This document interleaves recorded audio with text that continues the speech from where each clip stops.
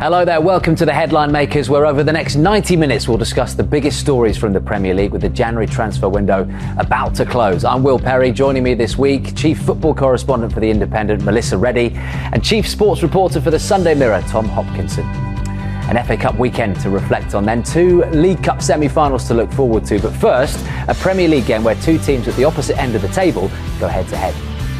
From the Premier League, I think, where they ask us to respect the winter break, not to organize international friendlies or not to organize competitive games, and we respect that. So I said the boys already 2 weeks ago that we will, if there's we will have a winter break. So it means we will not be there. It will be the kids who play that game, because you cannot deal with us like nobody cares about it. I know that not very popular, but that's the way I see it. And how I said, the Premier League asks us to respect the winter break. That's what we do. If then the FA doesn't respect it, we cannot change that. But we will not be there. Does that mean you won't be there as well? Yeah.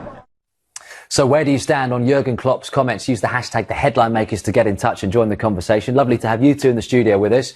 Melissa, what do you make of that then? Essentially, Liverpool have a 10-day rest instead of a 13-day break. But just to balance what Jurgen Klopp was saying, in that letter that he talked about and referenced, he was made aware that if it was to go to an FA Cup replay in the fourth round, it would be during that period, hence why potentially he brought on Firmino and Salah to get the job done. Yeah, I think there's irritation because there's been a lack of joined up communication. So the Premier League, with the winter break, guaranteed clubs a minimum of 13 days, guaranteed off.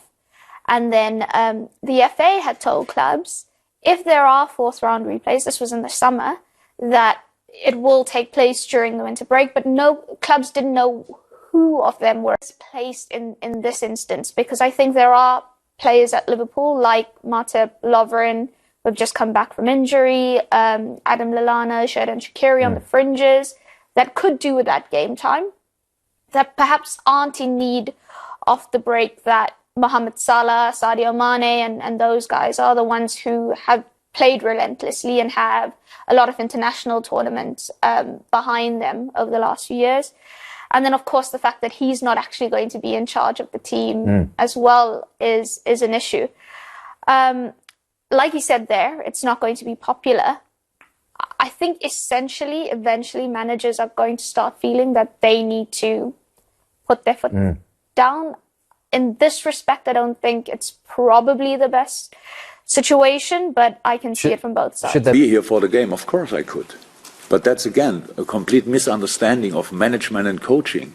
I don't come here for showing up for the team, like 2 days or 1 day training, and then tell the boys. So now I tell the boys. It's like all the good coaches from the past could still come in. Like Fabio Capello could just go to the Italian national team and tell them 2 days what they have to do, and everything will be fine. It's not like this. They need their coach, and that's Critch. They need their coach, and they get their coach, Critch. They get all our support, all what we want, and we try everything as a club to win that game. And it's possible. It's possible. It's not easy. We all saw when we saw Shrewsbury playing, but it's possible. And that's the only thing what is important. But the winter break, the mid-season break, it's not winter.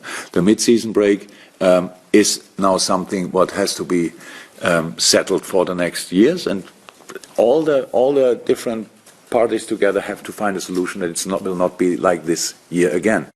We just heard from there on this FA Cup situation, and you've been tweeting in your numbers. Who's this from here? Lezaba says, I agree with Melissa Reddy that if Liverpool performed well and won the match, we wouldn't be talking about the replay and this much-needed rest. Klopp made his bed, but let him lie in it now. We've got Alois, I think it's how it's pronounced, it says, as a Chelsea fan, I totally support Klopp and the decision, let the players rest. Please field kids for that replay. And Dealey says, I think Klopp needs to play the players like Shaqiri, Matip, Fabinho, Lallana, and rest players like Salah, Van Dijk and Henderson, and he needs to be there for the team. But I support every decision that Klopp makes. What do we go on? The problem with playing the likes of Matip and Lovren and, you know, those fellas who haven't, you know, they're still senior professionals, and they'll still be, from an ego point of view, they'll still be looking at it saying, well, hang on a minute, look, I'm not playing as much, but I'm an important part of an important senior cog at this club. Why am I being treated differently to Mo? Why am I being treated differently to Sadio? So I think there's a segregation almost a bit. I think you have to balance the egos a little bit with that, and make sure that it doesn't lead to any ill feeling. We've already got players, particularly those players like Shaqiri, who haven't got the minutes that they would like. It's already a very delicate balancing act, trying to make sure that they're happy for this start, and they're not behind the scenes, just saying to one or two of the others, just niggling away, saying, "Oh, the manager's this, the manager's that," or "Don't like the way he does that," and it's just creating that little bit of doubt and ill content, which is the last thing that Liverpool need. And look, it takes a lot when you're having a season like this for people to start getting upset. But I think that's smart management from Klopp. I want to move on and talk about Liverpool players who've been picked out for praise in particular this week. And there was a piece in The Guardian about Jordan Henderson, and they say he's unlikely to ever be regarded as one of the best midfielders in the world, but his improvement, and it's been a game changer, just like his predecessor in Steven Gerrard. And they go back and talk about that in 2015, Gerrard announced he'd be leaving the club, and it wasn't obvious back then that Henderson had the attributes to succeed as a Liverpool captain, which he certainly has done.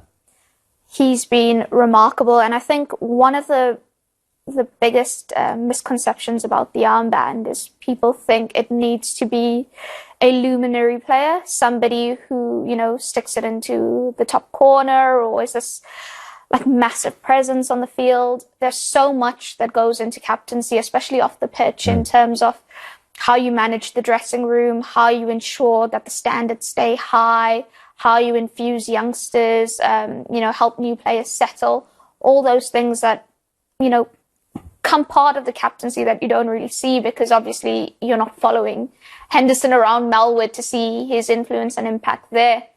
And I think he's done the off-the-pitch stuff tremendously. And for a long time, what he's done on the pitch has been underrated purely because he's not Steven Gerrard. He's not that box-to-box phenom that's, going to hit one from 40 yards out or whatever. But he's played in position, so the number 6 position, which he had never played before. Learned how to do it because the team needed him there. He's played centre-back. He's played right full-back. He's played as the number 8. He's played as the number 10. Wherever Liverpool have needed him to play, whatever job needs doing on the pitch, he's been happy to do it. I think he's been extraordinary this season, honestly. The leadership abilities, both in terms of not letting standards slip, because I think it's so easy if you've got such a comfortable margin at the top to think, we don't have to win this game. It's okay if we drop points there. It's not, look at how comfortable we are. And he's not letting that happen. One of the standout, or, when people reflect on the season, one of the things they'll look back on is the Tottenham game. Liverpool win 1-0, go 16 points clear at the time with the game in hand. And immediately after the match, Klopp goes to hug Henderson, and Henderson shaking his head, and he's like, "That wasn't good enough. We've not played well enough. We can do better." And his immediate post-match interview stated that he was so annoyed at the way Liverpool played because it could have been out of sight in the first half, and then gave Spurs a sniff. But keeping that sort of standard, that relentlessness going, it's all down to and in the respect of teammates as well. The likes of Salah and Mane, the players, the names trip off the tongue immediately because they're the real stars of that side. They have to have the respect for Jordan Henderson as a footballer. And we can all sit here and we can tell whether someone's a good player or not, and the sort of level they're at. But they train with him, they work with him day after day. They'll see the standards he sets on and off the pitch, as Melissa says. But also they'll know that his game management, what that's like as well, because they hear every instruction that he's barking out. And for him to have their respect should tell us all we need to know about him. And look, you go back to this boy that arrived from Sunderland, and people, Liverpool fans, Premier League fans in general, were questioning his position in that team. Alex Ferguson was questioning whether he was Martin, the player. The list of critics and he's long. He's done so well to overcome that, because those sort of labels, they could have lived with him for his entire career, and they did live with him for several years afterwards. But ultimately, he's proven everybody wrong. Credit to Brendan Rodgers as well, because he stuck by him so much, didn't he, in that season? And this is a guy that's lifted the Champions League trophy and is about to lift the Premier League trophy. Yeah, and world champion as well, you know, and look, I mean, you know, you'll have spent more time with him than I have, but I bumped into him on a train not so long ago, and he's very humble, very shy, and sort of quiet as well, away from the environment of football, and so it's interesting to see that he becomes the leader he becomes when he's on the field. But great credit to him. We've had this discussion a couple of times this season, but obviously as the season evolves and develops, is this the greatest Premier League side that we're seeing? And we have to remember with Liverpool, talking about money, talking about finance, which is so important, especially given Manchester City and what they've done over the last few seasons, their net spend has been £70 million over the past 4 years. That's one of the things that goes, I think, undetected, because you obviously see the big fees. You see the Virgil van Dijk being the world's most expensive defender, Alisson being the second most expensive goalkeeper in the world. Liverpool sell Felipe Coutinho, which basically funds those deals, and the Fabinho transfer.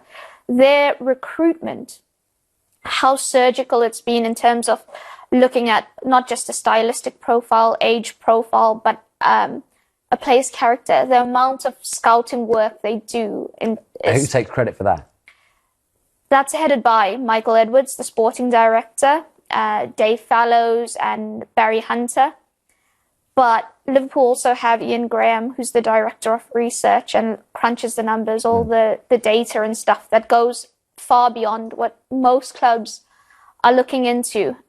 So they get a holistic profile of a player, not just, you know, however talented he is. They've even got metrics for, you know, how players reacted to certain situations. So relegation fight, which is why you've seen them bringing the likes of Gini Wijnaldum, Xherdan Shaqiri. What were their performances like when all the chips were down? Those kind of things. And yeah, that's benefited Liverpool greatly. The fact that they've got this such a unique one club vision where the manager's blueprint feeds into the players' recruitment are bringing in, and it all just feeds each other. The academy play the exact same way as the first team plays, so you know everything is just like circular. And there's one other vital component as well with signings, which is a bit of luck. You know, you can do all the research under the planet, or under the sky, and if the player comes and, you know, gets an injury or things just don't work out for him, doesn't quite fit into the dressing room,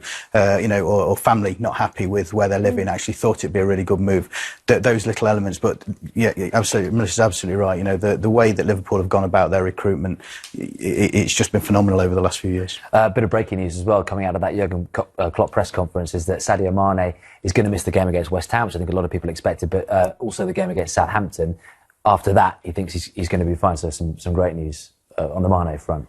Yeah, and he probably would have been rested for one of those anyway, so you can never have, I think, a well-timed injury. Should bring him back for the Shrewsbury game if he can get some match fitness.